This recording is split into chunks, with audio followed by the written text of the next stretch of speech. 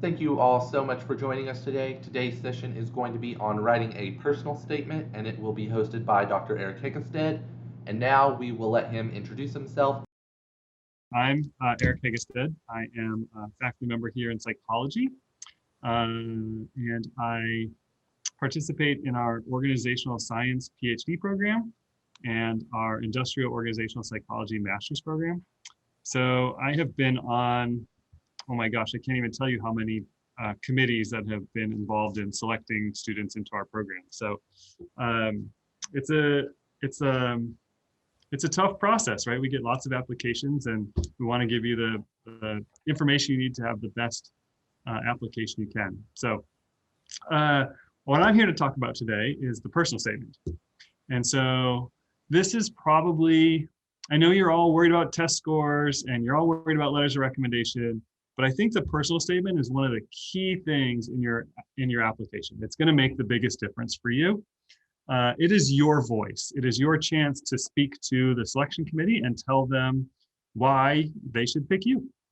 And so this document, which is a short document, you get about 2 pages, is so important to being selected into the graduate program.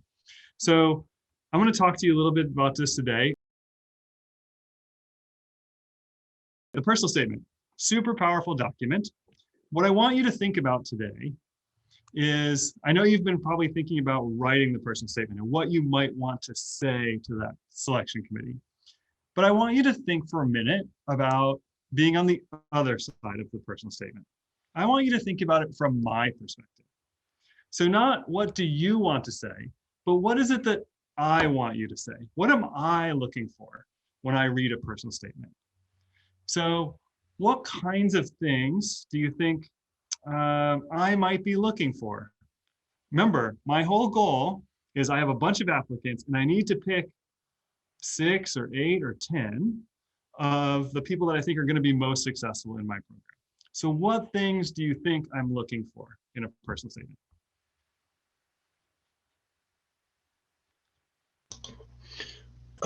Our possible research interest. Sure. Yep. Absolutely. Research interest is important. More important probably in a PhD application than a master's degree application. Not to say it's not important, but PhD are looking for a more well-refined research interest. Master's level, it can be a little more, I don't want to say unrefined, but not quite as refined. So, but still important. Okay, what else am I looking for? I would say passion for like the field and Yes. like achievements. Okay, so I'm going to say passion. Is it okay if I do like a / motivation? Yeah, that sounds good. Okay, passion and motivation. Exactly. I want to make sure that you, graduate school, I'm not gonna lie, graduate school is hard. It's a lot of work. There's studying and exams and papers, and you're becoming an expert, so it's hard. And so doing that work is so much easier when you have a passion and a motivation for doing so. So motivation and passion, absolutely something I'm looking for. What else? Clear goals. Okay, like career goals or like research goals? What do you think? I guess both, honestly. If you want to focus more on research, you want to be more specific about that. And if you have specific career goals, they want to be able to get you there. Yep. So the kinds of thing, and that couples with the research interest, right? So the kinds of things you might be interested in studying. So research goals, where you want to go, but also those career goals. I do care about that. Although I have to tell you from my experience of working with graduate students, career goals often change over time, right? So we'll see students who come in who say, I want to be a professor. And then as they're here, they're like, no, I want to go work in a company. And so we expect that growth and development and career goals to change a little bit of time. But what career goals really show to me is that you have the passion, right? That you've thought about this and you kind of have a plan for where you want to go. So what else? These are good, by the way. You guys are really nailing it. What else am I looking for as a reader of your personal statement? Would you want to hear about like our experiences, like our life experiences? Okay. So many students think yes. And we're going to see that in some of the personal statements that we look at today. But actually that makes it hard for me to make a judgment about how you're going to do in graduate school. So yes, a little bit, but you need to be really careful with sharing life experiences because it's not necessarily something I'm going to learn about how you're going to be in graduate school. So sometimes you can speak to your motivation and your passion, right? But we don't want to spend a ton of time talking about that in the personal statement, but I'll show you that today. So good idea. So yes, part of the story potentially, but not a huge part of your story. Okay, what else? I'm gonna see if you can get one or two more. Would you want to say why you chose that school? Okay, motivation, not for the field in general, but also why that institution. Yes. I'm gonna write that down. Why this school? Many students don't do that really well, right? So imagine you're applying to grad school and you're applying to like 5 or 6 or 8. Some students apply to 15 graduate programs, right?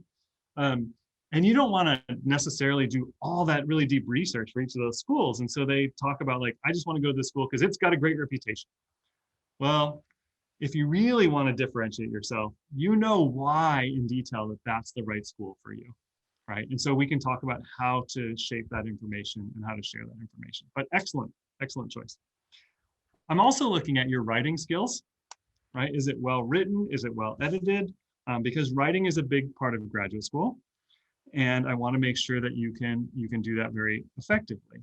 So I'm not only evaluating the story you're telling me in your personal statement, but how you're telling it. Are you going to be an effective writer? Other things I might be looking for are research experience. Do you know statistics? Have you done research methodology kind of things? Have you been a research assistant? Have you been a teaching assistant, right? So those experiential things too. And it's important. So a lot of students, as we'll see, list those. But I'm going to push you to go deeper with talking about some of those things, okay? So to really differentiate yourself from everybody else. So that's a great list of things. Research interest, research experience, career goals, passion, motivation, why this school, writing skills. Those are all things I'm looking for. So as you can tell, this is an important document because it provides me a lot of information about why I should choose you over somebody else. Okay, does that make sense? So what I want to do today is I want to share with you a couple personal statements. So what I want you to do is take a few minutes. It's pretty short. You can see it's only a page and a half, double spaced, is to just kind of give this a quick read and see if that person is giving you the information we just said is important here, okay? So anybody have any thoughts about what is working with this personal statement? What's good or what's not so good? What do you think? You can definitely see that he has a motivation. Like you can definitely clearly tell what this person's motivation is in terms of his past, like what he dealt with his family and seeing his parents be blue collar workers and how that would motivate him. Mm-hmm. And this person talked about their TA and their RA. What's the word I'm looking for? Contribution. Yep. One thing I thought I would see more of is why this school. I felt like at the end there was a little bit there, but as I was reading it, I thought I would see more of that. Yeah. So I agree with you on that last point. So in the first sentence of the last paragraph, the person writes, "I have thoroughly researched PhD programs across the world," which is pretty grand, right? Across the whole world. "And I feel that blank is an environment that I will thrive in." Well, that's kind of vague, isn't it? Like, what is it that will allow you to thrive there? What is it specifically about this particular program? It's great that you've researched a bunch of them, but why really this one? So this is it feels like a throwaway sentence. It's not going to attract my attention. It doesn't give me a sense of why you're really interested in coming here to UNC Charlotte to work with me in our program. So I agree. I think the author could push much deeper to really start to talk about why this program. Is it a particular faculty member? Is it something about the nature of the program that it says to train, people for a particular career aspect, or someone has particular expertise you're interested in? So if you can push a little deeper on that, why this program, I think it would be great. Other thoughts? I do have one question about the why this school aspect. Mhm. Right about like say UNC Charlotte is like that area is an area that I want to contribute to. From my career standpoint, would talking about the actual general area and how you can contribute to that be positive to why you choose that school? Yes, I think it could be. You mean by area like region of the country? Yeah, so like Yeah, let's say I feel like I can contribute to the Charlotte community, and Yep. I choose UNC Charlotte because this is an area that I feel that I could be successful. Yeah, I think that would be a helpful piece of information, right? Especially if you say like, I could see Charlotte as a long-term home and a place that I could use the skills acquired in your program to contribute to the broader community and stay connected with the university. Those kinds of things would be really great to hear. I think that'd be nice. Right. Okay, You appreciate do have to be a little careful though. I had one, I used to teach at a school in Colorado, and we had one kid in his personal statement write that he really wanted to come to Colorado State University because he loves to ski, and Colorado is essentially a better Utah. And we all kind of went like, so that's why you want to come here. That's not the right reason. So you got to be a little careful to make sure that you're tying that to your professional ambitions and professional reasons for being in that area. Gotcha. Thank you. What else do you think? Other people have comments or thoughts on the quality of this personal statement?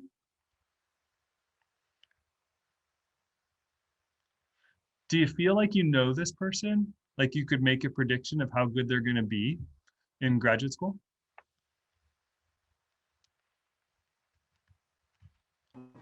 I feel like I can tell they could be dedicated. Mm-hmm. I thought that they would go into a little bit more explanation of what their research was about, but are we not supposed to do that? So I would love to see that too. It's kind of missing here, right? There's not a whole lot of discussion about the research. And in fact, when they do kind of say a lot of things, it's at that vague level, kind of like that sentence we were talking about before about I've researched all the schools in the world, right? Like it might say I've been involved in research, but what have you done, right? What experiences have you had? How have they helped you grow? How have they prepared you for graduate school, right? That's how you sell yourself. So I agree with you, Cleta. You really need to dive into the research at a deeper level. Good observation. I want to talk for a moment about the storytelling that happens here, right? So in the second paragraph, the student talks about their father was a loyal, hardworking employee, and that speaks to passion, right? So that's good. You have to be a little bit careful with this though, because all of the students who are applying have passion. At least they tell you they do. And your story is not going to be that different than a bunch of other people most of the time. Some people have really remarkable stories. And so you can't let this be a big chunk of your statement. You only have like 2 pages. And so you have to be careful and judicious about how you tell that story. So this person did it in like 2 sentences. It conveys passion, and that's good. But it's almost 20% of the entire personal statement, right? Just to basically say, I really am committed to this area of study, which you could say in 1 sentence, which is, I'm really committed to this area of study. And so we have to be careful with the storytelling a little bit. I've seen some really remarkable things. I saw one woman talk for over a page. Again, I study workplace psychology, and she talked for over a page about her experiences at Starbucks and how it convinced her that she really wanted to study psychology of the workplace. But she didn't tell us anything other than that, right? And so compelling story and compelling reason for wanting to be interested in this field, but didn't tell us anything about her preparation, the courses she had taken, the research just that she had some experiences that made it sound interesting. So her whole personal statement was a story, and that was really not very good. We had one person who talked about always dreaming about walking the hollowed halls of academia since they were 5 years old. Really? Since you were 5 years old, you wanted to be a professor? That seems kind of weird. So the stories can be a little cheesy sometimes. They can go a little too far. So remember why you're telling the story, which is just basically to say why I'm interested in this field. But after that, you got to tell me why you're prepared for graduate school, right? So why you're interested in this field is a small piece of this personal statement. Why you're prepared is the central argument, okay? Good evaluation and thoughts on that first one. Really good job.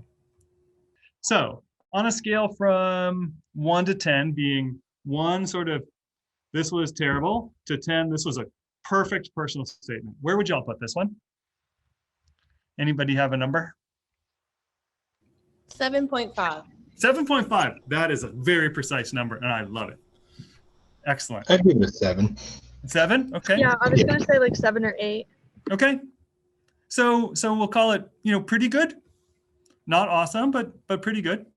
I would say this is a good representation of what 80% of our personal statements look like. They almost all of them look like this, right? This is good. It's acceptable. It doesn't differentiate you, right? It doesn't go to the next level to really make you stand out as exceptional. It looks like everybody, okay? So what I'm going to do is I'm going to share another one with you. This one, I cheated a little bit. So this one is a person who already had a master's degree and is applying to a PhD program, okay? So the person has a little bit more in terms of experience to share. But with that exception, I want you to read this one and think about how it compares to this other one. So if you're applying for a PhD program, you may be competing with people who are coming from master's degree programs. And so these two personal statements could be in the same applicant pool. Also, this one's formatted differently. I want you to think about whether formatting matters. How easy is this to read? Okay. Any thoughts? Reactions? How does it compare to the first one? This one is very detailed, and I can definitely sense their passion for the field. I agree with you. Definitely a lot of passion. Mm-hmm. I felt like this one was a little more interesting to read too. Like the other one, I was kind of like not forcing myself to read, but I was like, okay, like they were going on and on. This one was more so like they told a story in the sense like how things happened, how like they were changed with like their area of psychology itself. They provided names, they provided like specific experiences in different places where it shows that like this actually happened. So like the person before said, it was very detailed. So I thought it was much more interesting to read because of the details as well. It is. I agree with you. Good evaluation. You also have to remember that the readers who are reading this are reading 30, 40 or more of these. And so being interesting does kind of matter. You have to capture the attention. And this person is telling a story. You get a sense of who they are, where they're coming from, and where they're going, right? It's really good. What else? What else did you notice in this one? Other things? I agree with both of them in terms of how interesting it was, and you can pretty much just kind of see their interest in how it changed throughout their time at school. For me personally, the first one was a little bit more easier to read. Mm-hmm. As for something like this, while there's a lot of detail that they put, some of it just seems crammed. Okay. A little bit. Okay, it does. It's pretty dense, right? So, Yes. So I totally agree with you. So there's that balance between sharing the right level of information, but not being so dense that it becomes sort of almost overwhelming. So you want it to be easy to read, but you want to make sure you're getting the right information in there at the right level of detail. So there are points in this that maybe are a little too detailed. there are points in this that are maybe, oh, what about this? Does it feel like they're kind of trying to use big words or language in some places? I noticed Yeah. that. Yeah. Yeah. I know that I'm not super into this field, but they're definitely trying to put themselves over in a way that seems just a little extra in specific places. Yeah. So even in the first sentence, I anticipate being conferred with my degree. What? I anticipate graduating. Like, that's totally fine. So don't try and sound smarter than you really are. This feels in some cases a little bit phony, and you could lose a reader for that, right? So just say what you want to say in plain language, make it readable. So I agree. The first one is nice because it's readable. The second one is, I think, better because it has more detail, although it could be even improved if it were more sort of that readable kind of thing. Make it natural, make it conversational. This is your chance to really express who you are, not who you think I want you to be. Does that make sense? Yeah, I also like while I was reading it, there were some parts where I kind of felt like it was repetitive in a way. They uses the terms like "I feel stronger" multiple times, and I just felt like if it was just worded differently, you could kind of just make it flow a little bit better, as in terms of feeling like one paragraph is kind of similar to the next paragraph just because of some of the wording. Yep, I agree. So that logical flow and some of that stuff, and the writing quality is super important again, right? Because I'm trying to assess your ability to write. And it's a little, again, kind of that point, like look at the third paragraph. It says, while the pursuit of my PhD in IO is to gain further knowledge and experience within the field, my ultimate career aspiration is to procure a professor. Like, isn't that just a little over the top, right? It's like, I'd really like to get a job as a professor is a totally fine way to say that. You don't need to kind of be all dramatic about it, right? And that takes more words to be dramatic sometimes. And you don't kind of have that luxury in this kind of place. Okay. One of the things we talked about in the last one was it was a little skimpy in terms of talking about research. Did the second example do better at talking about the research? Yes. I agree. In fact, it didn't just say that I have a research experience and enjoyed my research. It started to talk about what the research was about, right? So there's a sentence in that third paragraph that says, the Seminal Hypothesis address possible interactions between mood states, both positive and negative, and personality traits of empathy and altruism on helping behavior, right? So it's not just that I have research experience, it's here's what I'm studying. This is in particular what now, again, I cheated a little bit by giving you someone who's already doing master's level work. But if you're working in a research laboratory, I can tell you that most people will say things like, I served as a research assistant under the direction of Dr. So-and-so. Some people will go a little bit further and say, I was able to help gather data. I was able to, run participants. I was able to clean the data and aid in literature searches or something like that. That's better. What's really great is if you get to the point where you say, I was in a research lab under the direction of so-and-so. We were working on a project that examined the relationship between X and Y. And this is a really important and interesting topic because, right? So you see how we started talking about, so I just had this research experience to here's the specific experiences to here's what the research is all about. And now you're talking to me like a professional. You're talking to me about someone who understands research and why it's important. That is really rare, but man, does it jump off the page. Okay, so what this writer did here, and it's a woman, what she wrote was that, she talked about her hypotheses. That's really good because it's getting to that next level of understanding of research and why it's important. So she does a much better job of talking about research. Okay.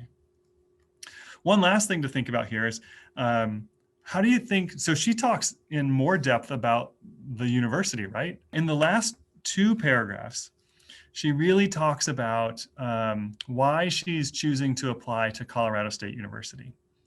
And she even goes so far as to mention 2 particular faculty members. Do you think that comes off well? And is that an important part of her personal statement, do you think?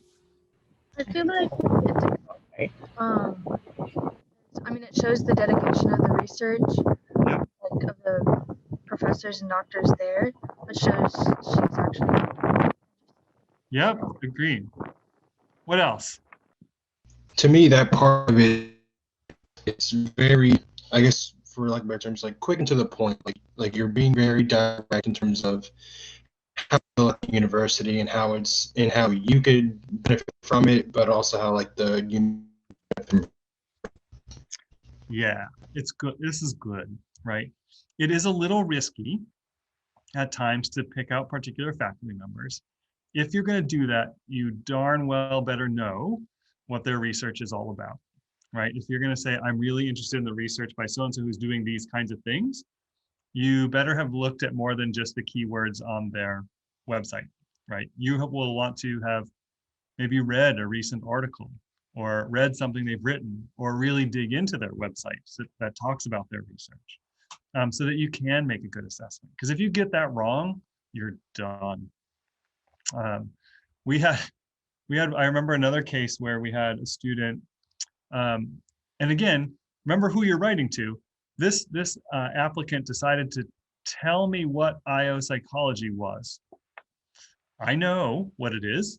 And he said, he talked about what I psychology was and what O psychology was, and he actually got them backwards. So that was bad, right? So if you're going to start to really talk about the person's articles or what the university is all about, make sure you really do your research and know what you're talking about. Because if you sort of miss that part and get it wrong, it can be very bad. But if you do it right and you basically say, I'm interested in these things and I really have enjoyed, looking at the work by, in this case, Dr. Peter Chen or Dr. Zinta Byrne, that can be really great. And you're going to grab their attention and they're going to be thinking about you in particular. So it can be a very good strategy, but one you have to execute carefully. So that was good. So we thought that personal statement 1 was like a 7.5. I love the 7.5. That was awesome. What would we say the second one is on that scale from 1 to 10? I'd give it about 8.5. 8.5. Okay. What else? Anybody else? 8. 8. So better. Sort of all agree it's better, but it still has some iffy things like the wordiness and the fluffiness, a little repetitiveness, and the density, right? Okay. I'm going to put in a third one. This is our last one. Again, I've cheated a little bit here because this person is applying with a master's degree to a PhD program. Okay, so again, can really talk about things at a different level, but I really want you just to see this. So take a minute to read this one, and we'll work through that one too. Okay, reactions to this one? That's impressive to me, just how everything was broken down and how easy it was to read and the amount of areas that they covered, and they did it very well. It really does read smoothly, doesn't it? Yeah, I agree. Go ahead, Brittany. I was just gonna say, like Steven said, like I really did like the breakdown, and I liked the end, just how she or he's focusing on their weaknesses and why they believe that aspect would, like how they would fit into the institution. Yeah. That part.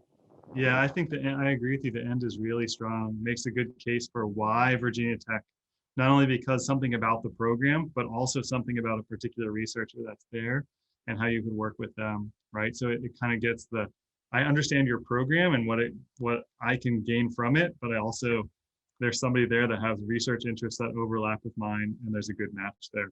So that's a really strong ending. Agreed. What else? I feel like you can really kind of especially in the first, on the first page, you can kind of get their journeys. Yep. College, university, how they came about to being interested in IO psychology and then getting interested into research. You can kind of really get the details of that so that you can better understand their passion and innovation into the field of IO psychology. Totally agree. Remember how we talked about story?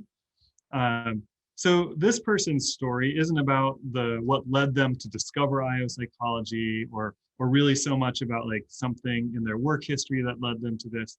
This is a personal story about them preparing to go to graduate school, right? So I started psychology, I started learning this stuff. This is interesting to me. And it's really about their personal academic journey and readiness to go to graduate school. So this story, it's like 3 paragraphs long. It's about the first 3 paragraphs, really. Is really the whole personal statement. It's all about this story and this journey about getting ready to take this next step. And so this kind of story, I think, is much better than, for example, the one like about a Starbucks or about my family's history and my father's experiences. That can be good, but this one is sharing information that I can use to make a prediction that this person's going to be successful in graduate school, right? So you can see that, oh my gosh, they've really done some work to get ready for this moment. It just wasn't some experience they had. They shaped this experience to move forward and get ready. So the way she tells this story is really, really well done. Agreed. I want you to take notice in the last paragraph on the first page too. She starts to talk about research. It's a she. By the way, the last 2, the second one we read and the third one we read, both got accepted to graduate school. And both now have PhDs, which is pretty cool, and are both teaching at various universities around the country. This third one here is now a faculty member in Canada, doing really great stuff. But let's look at in this last paragraph, she talks about, there's a sentence that starts, my master's thesis, a laboratory study, seeks to broaden the literature on social loafing. I'm using self-determination theory as a framework in order to understand social loafing from a motivational perspective. My primary interest in the study concerns the role of extrinsic and intrinsic motivation in the loafing process. Holy moly, right? That is such a different way of talking about research than even the second person did, and so much different than the first person did. This is the level. Now, again, this person has a master's degree, has more experience, but if you can emulate this, it's going to be a tremendous win. And again, you may not be able to write about your master's thesis, but you might be able to say something like, I worked in, Dr. So-and-so's lab, and we were looking at a study that did this. And you might be able to put in a citation. Work with your mentor to kind of have you help them, or you have them help you explain the research and why this is happening. Ask questions so you can write something like this. Why are we doing this? Why is this important? What kind of things are we trying to learn from this research? That stands out. So remember, okay, so this one's got a great story. It's super well written. Oh, what do you think about the formatting? So remember how the second one felt kind of dense?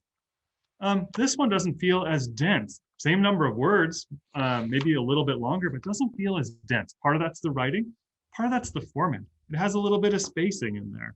It has a header. I love the header. So it's got good formatting. It's easy to read. It's well written. It's got this story. It talks at a very good level about research. It makes a good case for why this university. Now, as we said, the very first one is 70 to 80% of the personal statements we get. Hard to be differentiated when you're writing like the first one. It's what everybody does. If you can get anywhere close to what this third person's doing, wow, that stands out, right? If you're reading 40 of these and 35 read like the first one, and you get 5 that read like this last one, or even the middle one, such a difference, okay? So that was what I really want to show you is, this is like good, better, best, okay? So just kind of think about these as you're working on thinking about your own personal statements. And I want you to really think about all this stuff, but also these things we talked about at the beginning. What is it that I, on the selection committee, am looking for? I'm looking for your writing skills and abilities. I think the third one is better written than either of the other 2. I'm looking for clear, articulate career goals. I think the third one has that. Second one has some. The third one, or the first one, Research interests, much more well-defined in the first one and the third one. Passion, it's good across all three, but maybe a little better in the third one, right? So it is kind of hitting all those things we talked about that a good personal statement should do, okay? So that's why I wanted to share that with you. Do you have any thoughts or questions on that? And then if you don't, I want one more thing to finish up, which is I'm going to give you a something of a template for writing a personal statement. I think you'll see it matches number 3. But any questions or thoughts on any of these 3 as we kind of wrap up a little bit? If I don't plan on focusing my career on research, or like, right, I don't want to. I want to be more of a practitioner focused. Yep. How would I formulate a personal statement, even if I don't have this experience right now? Okay. So did you want to go PhD or MA? I can't remember. I want to get an MA for marriage and family therapy. Okay, perfect. So a lot of different places will when you're looking at schools to choose, will talk about the kinds of careers they prepare you for. So some will be very specific and say, we are a program that really is going to help people get the master's degree and then move on to the PhD. And that's going to be very research focused. Others will say like, hey, we are designed for students who want to go on to the PhD, but also people who want to go and work in the community, serving in a marriage and family role, right? If that's the case and you're applying to a school like that and they don't have really strong research focuses, then you don't need to talk as much about research, but you need to then think about, how do I replace the research conversation with my readiness for therapy and graduate work? Okay, and so you can talk about maybe advanced classes you had, or that you took maybe like a senior seminar when you're here, and talk about how senior seminars are very much like graduate courses, and you learn some of that. And you can have some of those experiences. So it does sort of depend on the nature of the university you're applying to. Now, with that said, most master's degree programs will require you to do some sort of research to graduate. Not all, but most will require you to do a thesis project to get out. And so even if it's not a super research intensive place, or that's not your career goals, you might still want to demonstrate that you have a readiness to do that.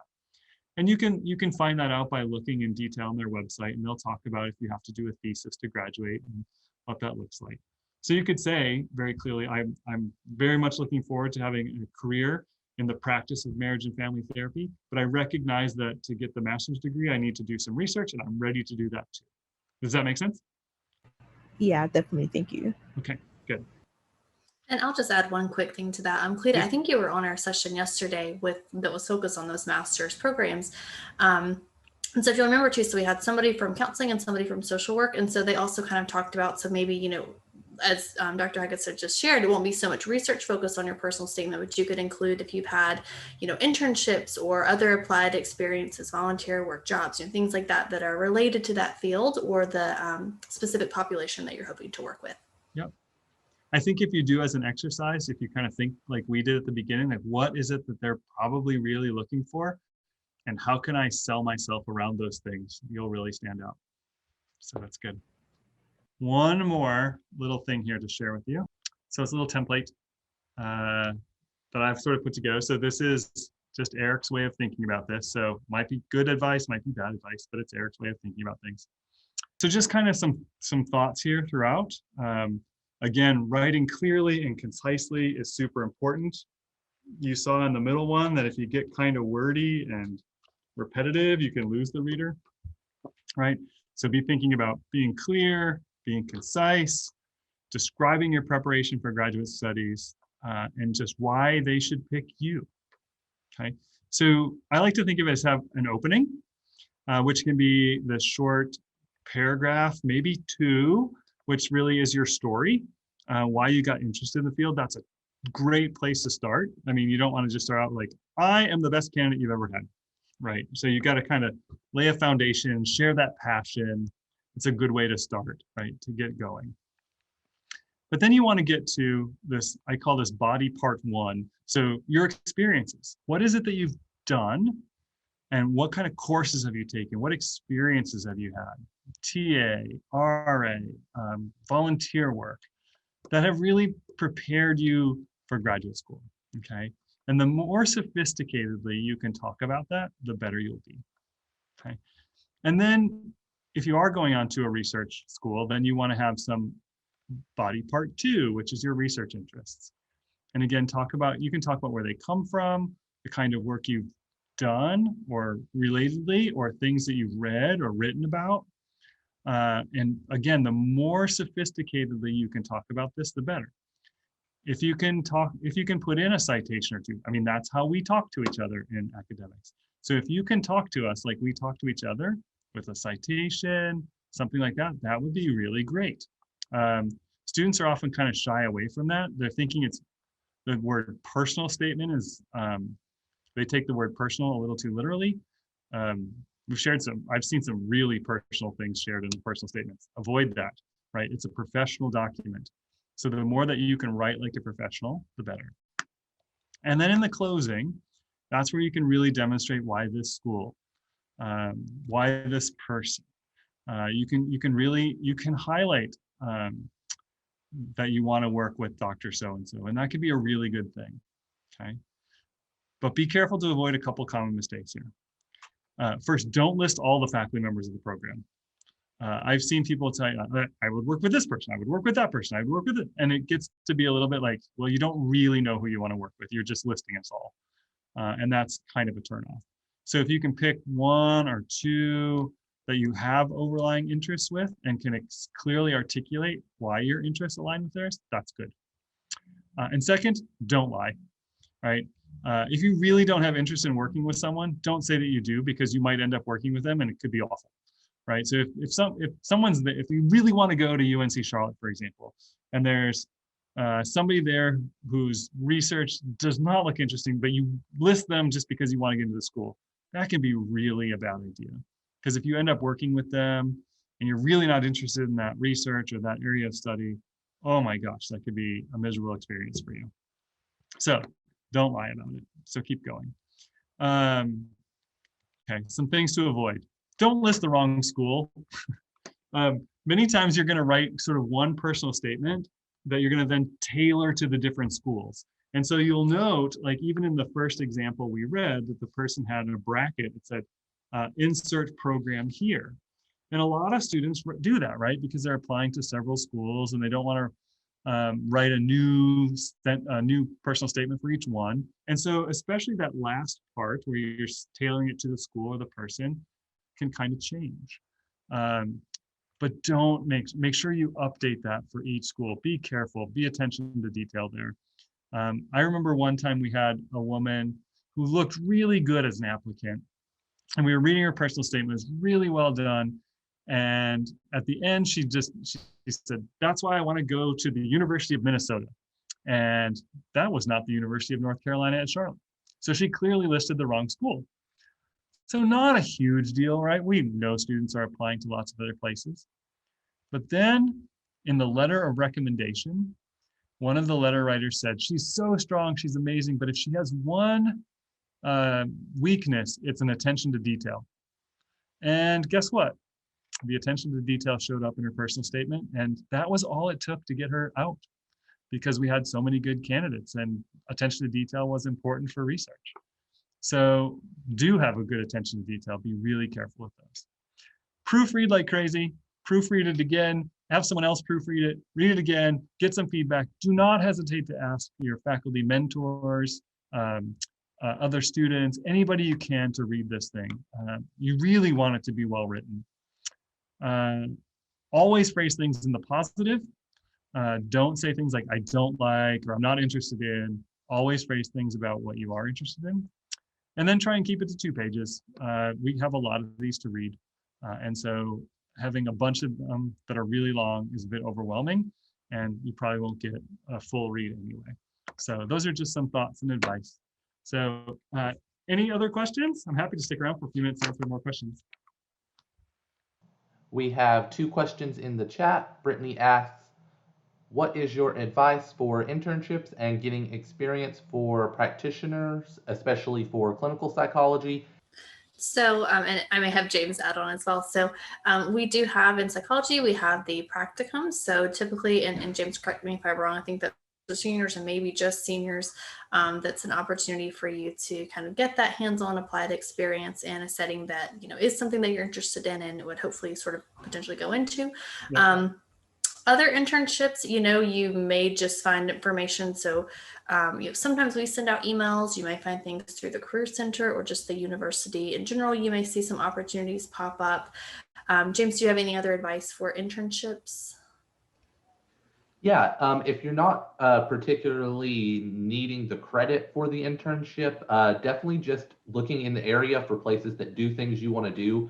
Go to their website, see if they're looking for any volunteers, or see what they're looking for already, because you may be able to just go straight to somewhere that's doing something you want to do and see how you can already get involved in some capacity now and kind of translate that into your program later, already some similar involvement.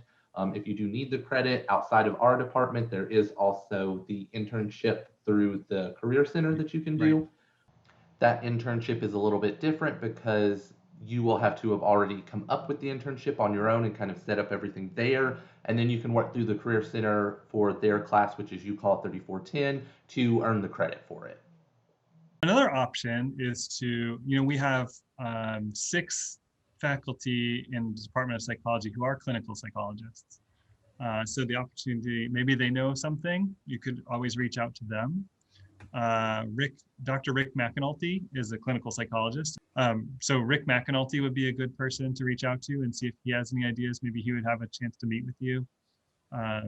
Yeah, but any of those experiences, you know, even if they, well, I don't know. I'm not a clinical psychologist, so I don't know what kind of things they can do, but we have them. So reach out to them, talk to them, ask them questions. So I mean, I had a question. I think it goes along with internships, but at the same time, not really. So I want to get a PsyD for clinical psychology. And now I was wondering if it would look good for colleges instead of an internship. I just finished my course for training as a registered behavioral technician. Okay. So I'm hoping on starting to work in the next month and a half, hopefully.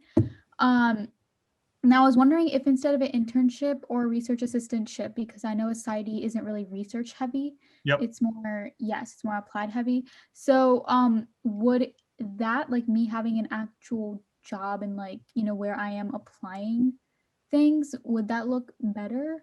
Or Yes. should I still consider an actual physical internship? So I think, you know, the difference between a job and an internship is a job is permanent, it's usually paid, and you have deeper experiences, right? So I think having that job would be really beneficial to you. Okay. Especially since it's, you know, pretty closely aligned to what the degree would get you, right? So it's not like you're working in a totally different space. You're working in a very similar sort of space that has transferable skills. So I think it would make sense. Yeah, and I was just curious, like, how, with the different grad schools, like, how do I find their research that they've done and things like that? Okay. So if you're looking at schools, right, you got to spend time on their website. You really, really do. So they will usually have some place where they describe sort of degree requirements or what the program entails. So you want to make sure that you kind of have a sense of that. And then just start digging through the faculty that are associated with that program. So for example, here at our IO Psychology Master's program, there are 5 of us that work in that program. And so you would kind of go to the IO Psychology page and you could see which faculty are associated with that program. And then each of us have a different website that you could kind of start to look at and see what we're interested in, what kind of research we're doing, what our expertise is. And then if you want to go even a step deeper, you could say like, oh, Dr. Shanek is interested in organizational support theory. Let me go read an article that she's written or something like that to really start to understand what her research is about. And if you can read that article, that's really interesting. That's a really good fit, right? And you don't have to understand all the statistics, and for sure we don't expect that. But if you read the introduction, you're like, that's an interesting topic. I could spend some time thinking about that. That would be a really good way to go about it. I have a question. So, as an adult student who obviously my situation is a bit different. Mhm. I am a caretaker of a senior parent, Mhm. a grandmother, and different things like that. I am looking to go to grad school. Mhm. I'm a senior this year. And so I very much would like to do an internship. But what I wanted to know was, because I don't have all of the flexibility Mhm.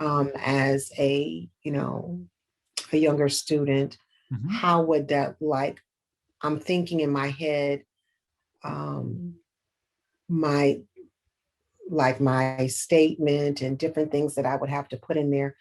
How would I shape that so that my story says, okay, this situation is a bit different, but it's still, you know what I mean? Like, it doesn't look like I'm just having gaps where oh, she just didn't do anything with her life but take some classes.